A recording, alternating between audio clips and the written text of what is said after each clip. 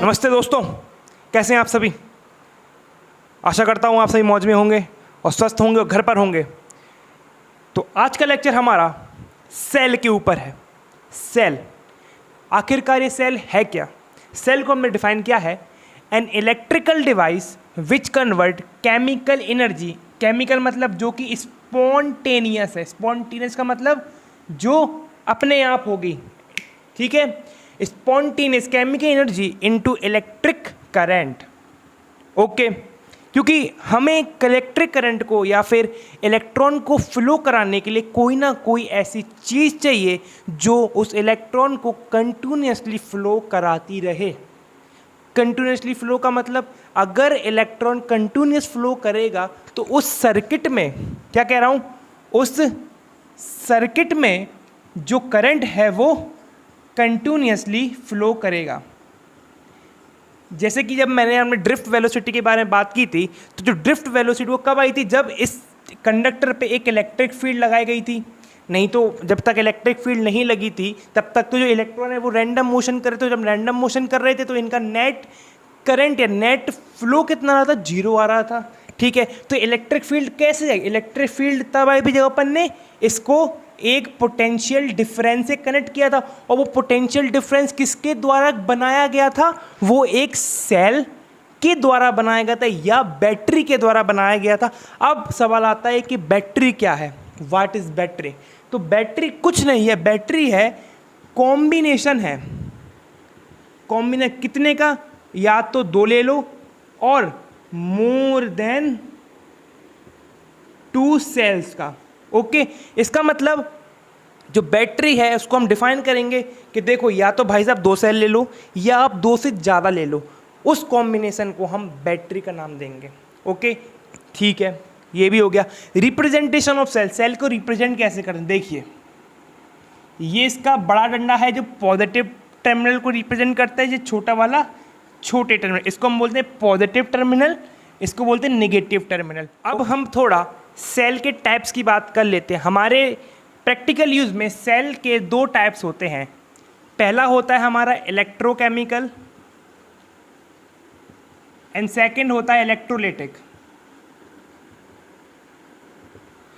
Electrochemical, electrolytic, electrochemical से electrolytic cell में difference क्या है। सबसे पहला डिफरेंस है इसका, इसमें जो एनोड होता है एंड कैथोड होता है वो डिफरेंट जार्स में कंटेन होता है। इसका मतलब पिक्चर में आपको दिखा दूंगा मैं, पिक्चर में देखिएगा जो एनोड होगा और जो कैथोड होगा डिफरेंट कंटेनर में होगा, लेकिन जो इलेक्ट्रोलाइटिक सेल है ये सेम कंटेनर में इसका एनोड होगा, इसका कैथोड होगा, ठीक है। सेम इलेक्ट्रोलाइट होगा, लेकिन इसमें अगर डिफरेंट कंटेनर है तो उनके डिफरेंट इलेक्ट्रोलाइट होंगे, ठीक है। डिफरेंट इलेक्ट्रोलाइट भी होंगे, ठीक है। लेकिन सर इलेक्ट्रोलाइट डिफरेंट क्यों, इलेक्ट्रोलाइट का क्या फंक्शन है। देखिए भाई साहब, इलेक्ट्रोलाइट का कुछ फंक्शन नहीं है। इलेक्ट्रोलाइट एक ऐसा फंक्शन है, इलेक्ट्रोलाइट आखिरकार है क्या।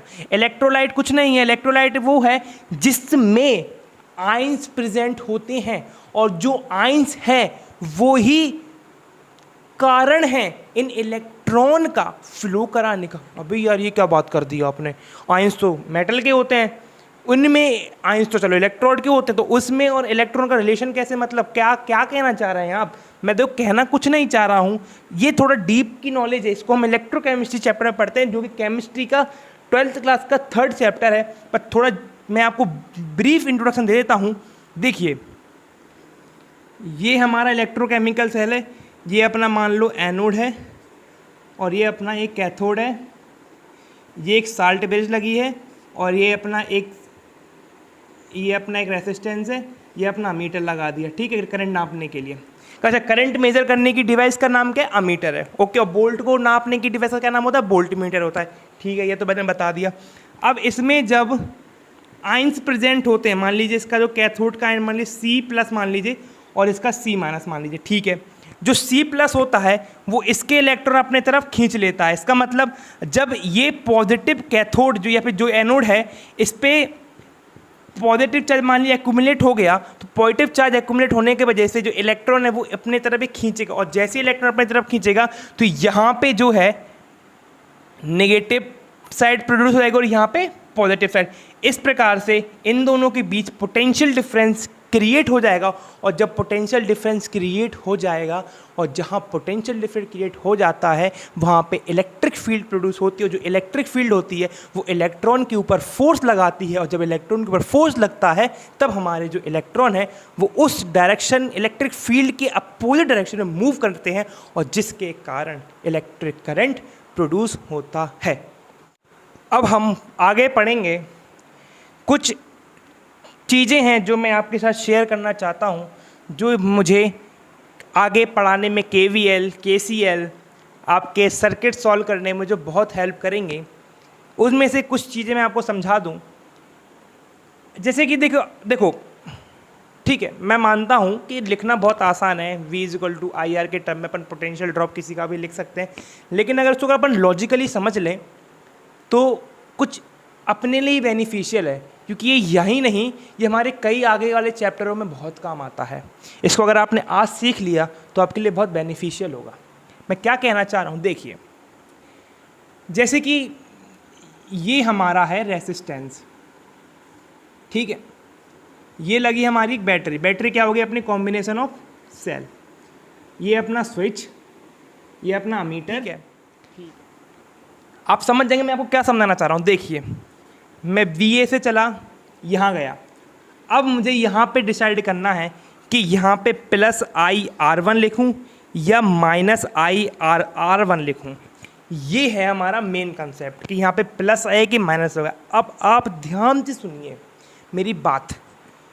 करंट जिस डायरेक्शन में चलता है, जैसे कि यहाँ से करंट जाएगा तो जिस रेसिस्टेंस में घुसेगा उस टाइम हम लगाएंगे यहाँ पॉजिटिव, क्योंकि ये पॉजिटिव साइड से घुस रहा है, और जब ये निकलेगा तो ये निकलेगा नेगेटिव, क्योंकि जो करंट है वो पॉजिटिव साइड से नेगेटिव साइड की ओर बहता है।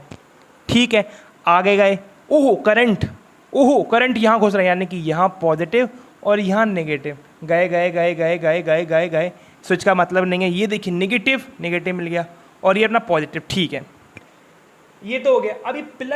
अभी ये तो हो गया। अभी प्लस और माइनस कैसे डिसाइड करेंगे? देखिए, प्लस और माइनस डिसाइड ऐसे करेंगे, जब हम प्लस से नेगेटिव की ओर जाएंगे, तब हम लगाएंगे माइनस, और जब माइनस से प्लस की ओर जाएंगे तब लगाएंगे हम प्लस। अब देखिए कैसे, मैं लिखा VA प्लस से माइनस IR1 प्लस से माइनस IR2, गए, ओ माइनस से प्लस, यानी कि प्लस, इसका पोटेंशियल मान लीजिए अपन E मान लेते हैं, plus E is equal to VA पे VA से VA कटेगा, यानी कि E is equal to IR1 plus R2। कोई दिक्कत? अब जो V है इसको मैं मान लेता हूँ अपना नेट करंट I और R इक्विवेलेंट, तो अपना IR1 प्लस R2, I से आ जाएगा, तो अपना R इक्विवेलेंट निकला के आ गया R1 प्लस R2। ठीक है, मेरा मेन मोटो ये नहीं, मेरा मेन मोटो ये है कि प्लस से माइनस और प्लस से माइनस कैसे जाना है, प्लस माइनस डिसाइड कैसे करना है, दिस इज आवर मोटो। अब इसका यूज कहाँ है? अब इसका यूज हम करेंगे EMF समझने में, टर्मिनल वोल्टेज समझने में। अब हम बात करेंगे EMF की और टर्मिनल वोल्टेज की। EMF, आखिरकार EMF है क्या? EMF है अपना इलेक्ट्रोमोटिव फोर्स। नाम से तो ये फोर्स है, लेकिन ये फोर्स नहीं है। देखिए, उसके नाम पे ना जाने का आपको, क्योंकि आजकल के ज़माने में नाम का ज़माना चल रहा है, कोई दाम नहीं पूछता किसी इंसान का। फलान का नाम अगर प्रसिद्ध है तो भले ही वो फटीचर क्यों ना हो, नाम है भाई का। बस ऐसा ही यहाँ मत करना कि नाम पे चले गए तो खेल हो जाएगा। इसका मतलब समझे, इलेक्ट्रोमोटिव फोर्स, इसको हम शॉर्ट में बोलते हैं EMF। इसको डिफाइन करते हैं अपन, the potential difference of the cell when the key is open. मतलब ये अपना मान लीजिए एक सर्किट है, की का मतलब जो स्विच है अपना, जब ये ओपन है इसका मतलब ये भी ऑफ पोजीशन में। इसका मतलब इस बैटरी या इस सेल का जो मैक्सिमम पोटेंशियल होगा, आप जब बैटरी लेके आते हैं, मैं छोटी बैटरी लगा दूंगा, आप ध्यान से देखिए, उस पर कुछ ना कुछ वोल्ट में लिखा रहता है, either it is 9 volt 12 volt. तो ये आखिरकार है क्या? दिस इज दी अपना ईएमएफ, कि देखो भाई साहब ये इतना तो देगा ही, इसका मैक्सिमम है, इससे कम नहीं देगा भाई, अगर ये अपन ओपन सर्किट में रखेंगे तो। लेकिन भाई साहब जब ओपन रहेगा तो फिर इलेक्ट्रिक करंट कैसे बहेगा, इसको कहीं ना कहीं तो लगाना पड़ेगा। तो जब तक सर्किट ओपन है, बैटरी लगी या सेल लगा है, उसका जो मैक्सिमम ईएमएफ होगा वो अपना ईएमएफ कहलाता है, मैक्सिमम पोटेंशियल जो है वो उसका अपना ईएमएफ कहलाता है। इसको अपन और तरीके से कैसे डिफाइन करते हैं, इसको अपन डिफाइन करते हैं एक यूनिट चार्ज को एक जगह से दूसरे जगह तक ले जाने में जो एनर्जी लगती है किसकी, सेल की, उसको हम ईएमएफ कहते हैं। किसका, उस सेल का। मतलब EMF is defined as the amount of maximum energy required to transfer the unit charge from one place to another place. Okay, इसकी यूनिट क्या होगी, वर्क की होती है जूल और चार्ज की कूलम। ठीक है, ये तो हो गई भाई साहब डेफिनेशन। ठीक है, इसके बाद इसको और अच्छे से फिजिकल समझने के लिए हम टर्मिनल वोल्टेज को भी समझते हैं। टर्मिनल वोल्टेज है क्या, टर्मिनल वोल्टेज नाम से पता लग रहा है किसी दो टर्मिनल के बीच का वोल्टेज है। कैसे, देखिए ये सेल हो गया। अब इस सेल के देखिए दो टर्मिनल हैं, एक टर्मिनल ये है और एक टर्मिनल ये, यानी कि ए और बी। अब इस ए और बी के बीच का जो वोल्टेज आएगा वो ईएमएफ से कम आएगा। ईएमएफ से कम आएगा कि नहीं आएगा, ये बताइए, कम आएगा कि नहीं आएगा। क्यों, क्योंकि अब जो बैटरी जो सेल का जो पोटेंशियल है वो इसमें बढ़ गया, इसमें बढ़ गया। ठीक है, मतलब ये, इसका मतलब ये हो गया कि जो टर्मिनल वोल्टेज है वो ईएमएफ से ऑलवेज लेस होता है। VT is always less than EMF. अब आप सोचिए, मैं अगर कह दूं क्वेश्चन के रूप में, is EMF is always greater than terminal voltage, आप कह सकते हैं यस ऑलवेज, क्योंकि जब हमारा सर्किट ओपन होता है तब उसमें कोई भी इलेक्ट्रॉन यहाँ से वहाँ मूव नहीं कर रहा होता है, समझ गए। और जब इलेक्ट्रॉन मूव नहीं कर रहा तो जो उसका उस बैटरी और सेल पे जो भी वोल्टेज लिखा होगा वो हमारे सेल का या बैटरी का ईएमएफ होगा। लेकिन जब से ही हम उसको सर्किट में ऑफ माने कि क्लोज कर देंगे और जो वोल्टेज हमको मिलेगा वो हमारा टर्मिनल वोल्टेज कहलाएगा।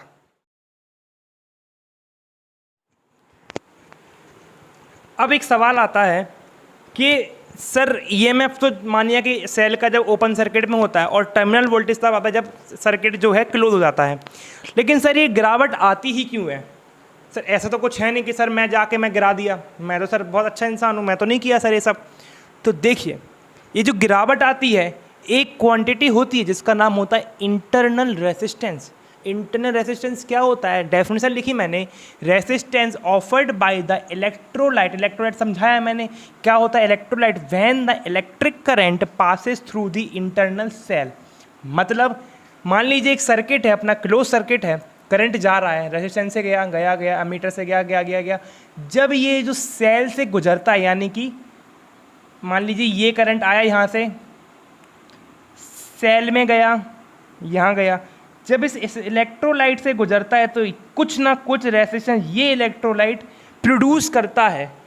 ये इलेक्ट्रोलाइट प्रोड्यूस क्यों करता है, क्योंकि इलेक्ट्रोलाइट में होते हैं आइंस और आइंस होते हैं कॉलाइड, और जब कॉलाइड होते हैं तो कॉलिजन में जो हीट प्रोड्यूस होती है वो हीट इस करंट में इलेक्ट्रॉन में रिलीज हो जाती है। और इलेक्ट्रॉन जब आएंगे तो इलेक्ट्रॉन भी कोलाइड करेंगे और जितना ज़्यादा कॉलिजन होगा रेजिस्टेंस उतना बढ़ेगा। मैंने अपने लेक्चर में समझाया था आपको कि कॉलिजन बढ़ने से किस तरह रेजिस्टेंस डिफर करता है। सेम यहीं पे देखेंगे कि इलेक्ट्रोलाइट के होने से, इलेक्ट्रॉन के आने से इसमें कुछ ना कुछ रेजिस्टेंस प्रोड्यूस होता है और ये सेल के अंदर होता है, इसलिए इसका नाम हमने इंटरनल रेजिस्टेंस रखा है। इसको स्मॉल r से रिप्रेजेंट करते हैं। अच्छा सर, जैसे सर बाहर वाला जो कैपिटल R है सर अपना ये वाला, ये सर रेजिस्टिविटी, लेंथ, ए, टाउ और टेम्परेचर इन फलान ढिकान पे बहुत डिपेंड करता है। तो सर क्या इसमें नहीं होती सर जिज्ञासा कि मैं भी रेसिस्टेंस हूँ, मुझे भी तो कोई परेशान करे, मुझे भी तो, मैं भी किसी फैक्टर के अब डिपेंड पे आऊँ, इन्वर्सली आऊँ चाहे डायरेक्टली आऊँ, मैं कुछ तो आऊँ। मैंने कहा वेट करें आप इंतज़ार करें मोहतरमा, हम आपको लाते हैं। तो हम जब गए, हमने देखा, हम सोचे क्यों ना जो रेसिस्ट जैसे इंटरनल रेजिस्ट सेल है, ये पिद्दी पिद्दी सेल क्यों बनते हैं, ये छोटे छोटे सेल हम काहे बनाते हैं? हम सेल जो बड़ा नहीं बना सकते, जहाँ से कन्याकुमारी तक को सेल बना दे रहा है, आओ तुम कितनी इलेक्ट्रिसिटी जाना है, हम दे रहे हैं तुम्हें, कौन बोलेगा? सेल बोलेगा। लेकिन नहीं, हमने पाया कि जो रेसिस्टेंस है वो लेंथ के डायरेक्टली प्रोपोर्शनल है। कौन सा? इंटरनल। इसका मतलब जितनी ज़्यादा किन के बीच की, इन इलेक्ट्रोड के बीच की जितनी डिस्टेंस बढ़ा देता हूँ मैं, रेसिस्टेंस इंटरनल रेसिस्टेंस उतना बढ़ जाता है। तभी तो हम मजबूर हो गए छोटे छोटे सेल बनाने के लिए। अब आप समझे? अच्छा, आपने एक चीज़ देखी होंगी कि घर में जिसके इन्वर्टर लगा है उसमें अपने मम्मी पापा कहते हैं अबे वो सुन आलसी इंसान, जाके बैटरी पानी भर दे। पानी काहे भर दे? पानी भरने का कारण क्या है? पानी भरने का कारण ये है कि देखिए, अगर मैं एक्सपेरिमेंट किया तो मुझे पता लगा कि जो इलेक्ट्रोलाइट की जो डिस्टेंस है, डेप्थ है, जितना ये डिप हुआ है उसके इन्वर्सली प्रोपोर्शनल होता है। समझे? मतलब कि जितना कम एरिया ऑफ इलेक्ट्रोल पानी में या फिर इलेक्ट्रोलाइट में डिप होगा, जितना कम होगा रेसिस्टेंस उतना ज़्यादा बढ़ जाएगा। और रेसिस्टेंस बढ़ना हमारे फेवर में नहीं है। फेवर में क्यों नहीं है? थोड़ी देर में पता लगेगा। ठीक है। थर्ड कंडीशन मैंने देखा कि जो हमारा टेम्परेचर है इस पर कैसे डिपेंड करता है। जो इंटरनल रेसिस्टेंस है वो हमारे टेम्परेचर पे 1 टेम्परेचर से इन्वर्सली प्रोपोर्शनल का रिलेशन रखता है। ठीक है। फोर्थ हमने देखा कि जो इंटरनल रेसिस्टेंस है वो कंसंट्रेशन ऑफ इलेक्ट्रोलाइट पे भी डिपेंड करता है। ठीक है। कैसे? जितना ज़्यादा कंसंट्रेशन होगा किसका? इलेक्ट्रोलाइट का, उतना ही ज़्यादा रेसिस्टेंस होगा। कैसे? देखिए, इलेक्ट्रोलाइट का फंक्शन क्या है? आयंस प्रेजेंट होना। जितना ज़्यादा कंसंट्रेट कर देंगे अपन उसको, उसमें आयंस होंगे कि नहीं होंगे, बढ़ेंगे कि नहीं बढ़ेंगे। और आयंस बढ़ जाएंगे तो कोलिजन नहीं बढ़ जाएगा? बढ़ जाएगा ना कोलिजन। अब एक गेट है उसमें 10 आदमी निकल रहे, आराम से निकले, 20 कर दो, धक्का मुक्की होगी। अब तुम 100 कर दोगे तो समझ लो भाई क्या होगा। इंडिया है भाई, कुछ भी हो सकता है। फिर सेम यहीं पे है, जितने ज़्यादा आयंस यहाँ कर देंगे कोलिजन बढ़ जाएगा। कोलिजन बढ़ने के कारण हमारा जो इंटरनल रेसिस्टेंस वो बढ़ जाएगा। ठीक है। आज के लिए इतना ही करते हैं। इंटरनल रेसिस्टेंस फैक्टर्स बता दिए।